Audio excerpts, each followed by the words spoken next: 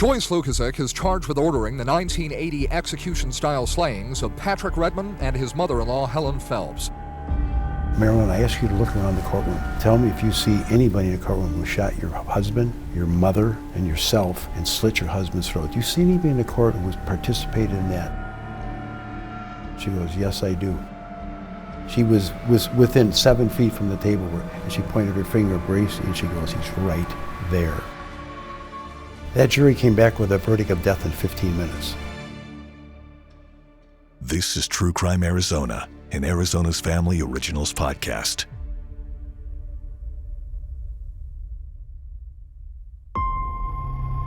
The judge says, Mr. Brownlee, do you have any more witnesses? I said, yes, one.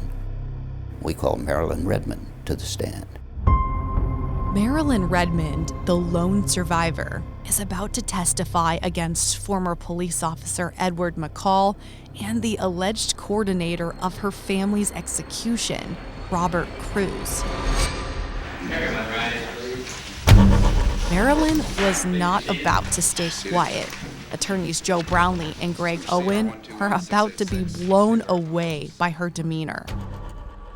The door opens, in comes Mrs. Redmond. She's a small framed woman. She's sworn in, she takes the stand, she tells what happens. And then I ask her, can you identify anybody in the courtroom that you've seen before that had something to do with the murder of your husband and your mother? And she points right at Ed McCall and says, he was the one that knocked on my door and I let him in because I thought he was a cop. Ed McCall and Robert Cruz found guilty in Arizona and sentenced to death. She was just an elegant woman, just classy and brave, extremely brave. Marilyn wasn't done. She was on her way to Chicago to testify against William Bracey and Murray Hooper. The fact that she survived it and then what she went through after, it's unbelievable. What happened next? Whew. I mean, I get chills just thinking about it right now from all those years ago. Is seared in Chicago attorney Greg Owen's mind. I put her on the witness stand during the penalty phase, and it was probably the most traumatic moment I've ever had as a lawyer, and never had since putting her on the stand.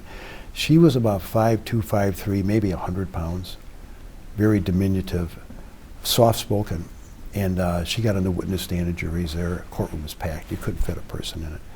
And I asked her, I said, no, Marilyn, I called her Marilyn, I'd ask you to put the microphone down, step out from the witness stand and come up to the well of the courtroom where I was standing.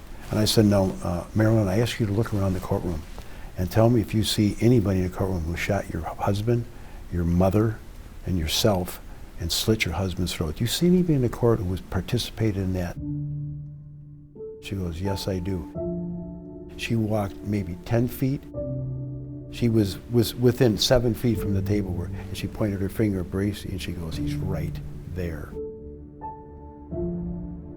There wasn't a sound. It was like, it was frozen in time. I mean, I'll never forget it.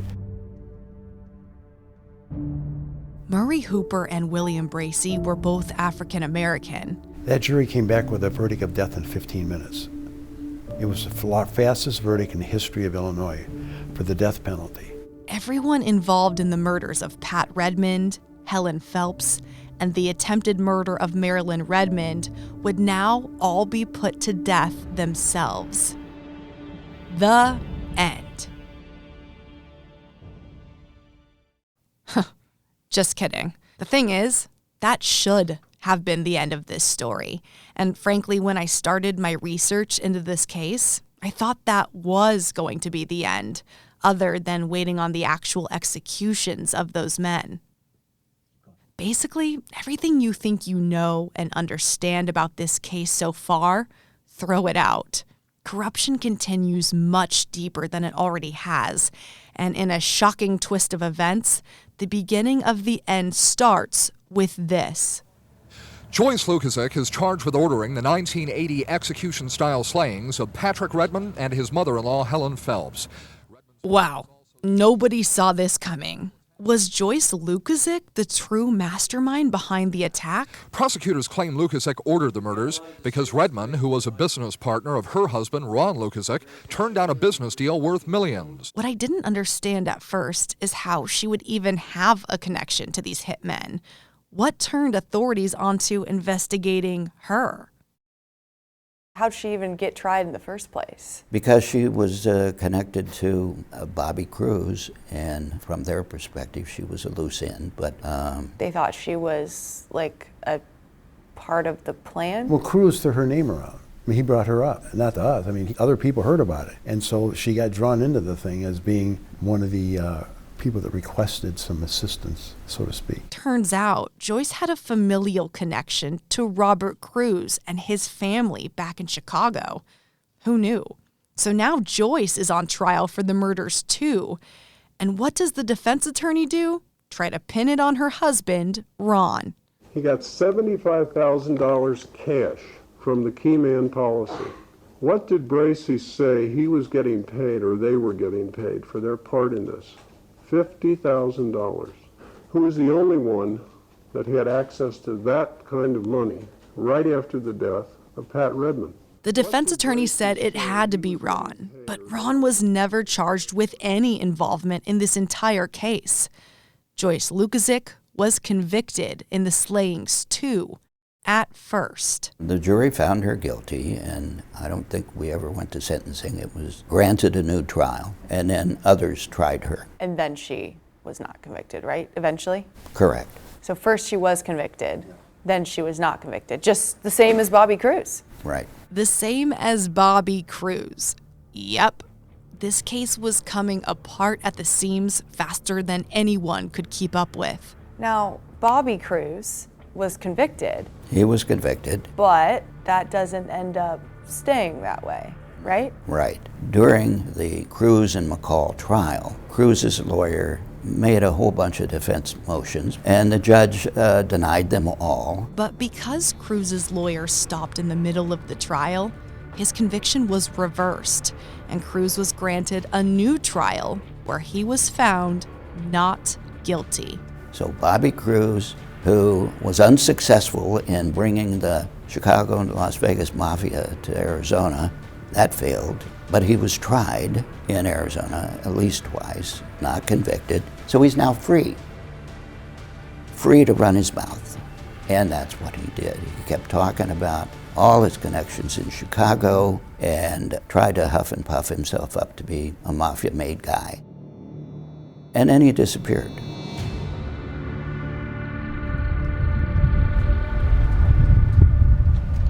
A few years later, a contractor in rural Cook County decided to plow up some cornfields and put in a housing addition. And they plowed up Bobby Cruz's body. He had been restrained, tied up, shot in the back of his head, execution style, rolled up in a tarp and buried. We don't know who did the deed, but that was the end of Bobby Cruz. So now we have Edward McCall on death row in Arizona. Joyce Lukasik is first convicted, then set free. Bobby Cruz is first convicted, then set free, then killed. And William Bracey and Murray Hooper are on death row in Chicago. It's all pretty crazy, but it seems like finally this case has some resolve and maybe an ending. Something was still bothering Joe Brownlee, though. He wanted to prosecute and sentence Murray Hooper and William Bracey to Arizona's death row, not just Illinois. I get pushback. Why? Money. They've been convicted, they're on death row in Illinois. Why are you doing this? There's no reason to do it. Nothing can be gained by doing another trial. And just because they're on death row in Illinois, who knows what can happen in the future. Joe got his way. From CR 121686, State of Arizona versus Murray Hooper and William Bracey. What is your true name, sir? Murray Hooper. Sir, what is your true name? William Bracey. Been charged by indictment by the Maricopa County Grand Jury with count 1, conspiracy to commit first-degree murder, class 1 felony. In count 2, you are charged with the crime of first-degree murder, a class 1 felony. In count 3, you're charged with the crime of first-degree murder, a class 1 felony. In count 4, you're charged with attempted murder in the first degree, a class 2 felony, and dangerous offense. In counts 5, 6, and 7, you are each charged with crimes of kidnapping, each a class 2 dangerous nature felony. Joe Brownlee isn't a fortune teller, but something in him said we've got to sentence these guys to death in Arizona too. This entire case revolves around corruption, and that was about to go all the way up through the highest rankings of government, making Joe Brownlee's hunch an absolute game changer.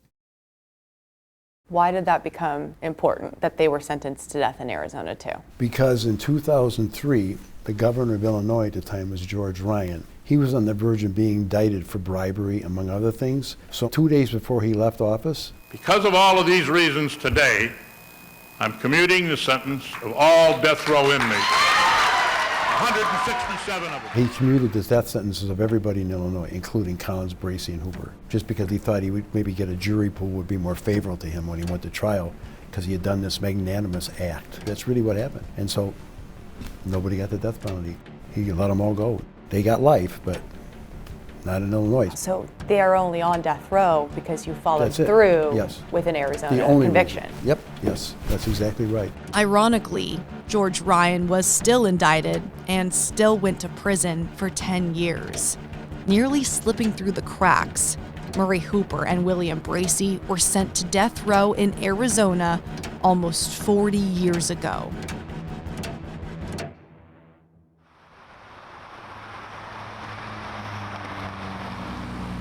A lot has changed since then. In 2022, nearly everything feels different.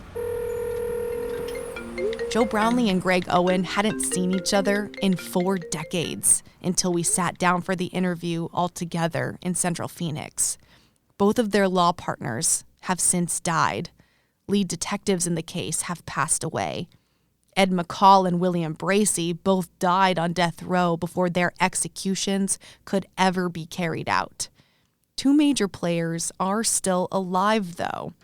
After everything she's lived through, Marilyn Redmond is still alive. So is the last hitman, Murray Hooper. He's been sitting on Arizona's death row since the 80s. Arizona temporarily suspended executions since 2014, but this year, 2022, they resumed. On October 12th, the Arizona Supreme Court ruled the last hitman, Murray Hooper, would take his last breath on November 16th, 2022. Is that kind of the last chapter of this case? Is that the final action that closes it? I believe so. Yeah, I do too. Yeah. Yep. Justice is being served, even though it's been 40-some years later.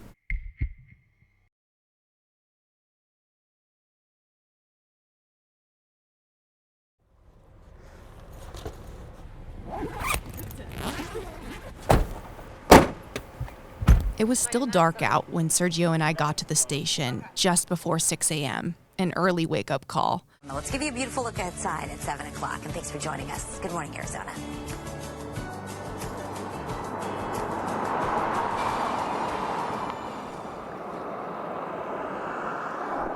The prison in Florence is about an hour from Central Phoenix, and on execution day, they require us to be there by 8 a.m. From there, prison officials take us to a small room where we wait for hours until the execution is over to learn about how it went. There were 3 media witnesses chosen by the Department of Corrections to watch the execution of Murray Hooper, and they would report back to us what they saw and experienced. It's a really interesting process. I was not chosen as a media witness, so I waited in the room. They gave us a sheet that described the crime Murray Hooper was involved in and what he chose as his last meal. He chose Kentucky Fried Chicken, extra crispy, macaroni and cheese with barbecue sauce packets, a dinner roll, cheesecake, Neapolitan ice cream, and a large orange soda. Even though the lone survivor of the attacks, Marilyn Redmond, is still alive, she was not at the execution. None of the family was. But Pat's kids from his first marriage sent in a long statement with some interesting remarks, which I'll read in just a bit. After waiting for 3 hours inside the small room, the prison officials and media witnesses came in. This morning, a longtime death row inmate was put to death. Murray Hooper died at exactly 10:33 a.m. The media witnesses told us his execution seemed to be as quick and peaceful as it could be once the injection was administered in him, and said the entire process only seemed to take 12 minutes start to finish. Once they started flowing, his right hand, the fingers began to twitch a little bit. Within 30, 40, 50 seconds at the most, his mouth opened, and that was his last movement. I was interested to know what his demeanor was like, and all 3 media witnesses agreed. He didn't seem scared at all, was laughing at times, and was almost mocking the process, making faces when his death warrant was read. They said he also was making jokes while the medical team inserted the IV, and while he seemed to accept his fate, he appeared to laugh at the fact his death and execution was actually happening. He was in very good humor. In fact, he chuckled throughout the entire process. Murray Hooper's last words were, "It's all been said. Let it be done. I'd like to thank all of my lawyers and loved ones. Don't be sad for me. Don't cry. Don't say goodbye. But see you later. Let's go." The death penalty is a controversial topic among just about everyone. People seem to feel very strongly for or against it for their own reasons. Often when an inmate is executed, we wonder if this is something the family wanted or if they prefer a sentence like life in prison. I've seen it go both ways. Pat Redmond's kid sent in a couple pages of writing for us to read. This statement broke my heart. Quote, "Pat was killed before he could see his daughters get married or his grandkids be born. Their lives were forever changed on that New Year's Eve." Reading how much his family has grown and moved forward is just a reminder of how much of their lives he missed.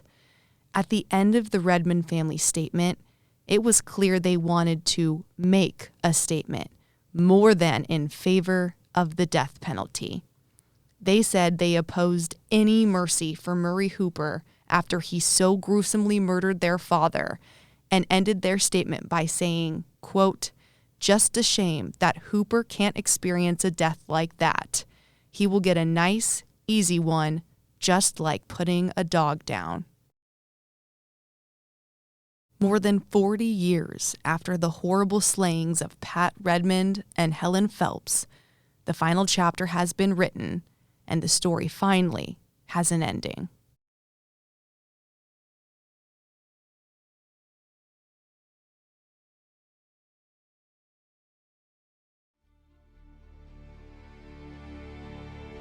Coming up on True Crime Arizona, an exclusive and tell-all episode on Sammy the Bull himself. He sat down with us for hours and revealed much more about how he rose to power to become one of the most famous and prolific mob hitmen in history, the deep mafia inner workings, and secret conversations with the government, including about the JFK assassination. True Crime Arizona, the podcast, is hosted by me, Brianna Whitney, and produced by Sergio Hernandez. It's a production of Arizona's Family, 3TV, CBS 5, and azfamily.com in Phoenix, Arizona. This is True Crime Arizona, an Arizona's Family Originals podcast.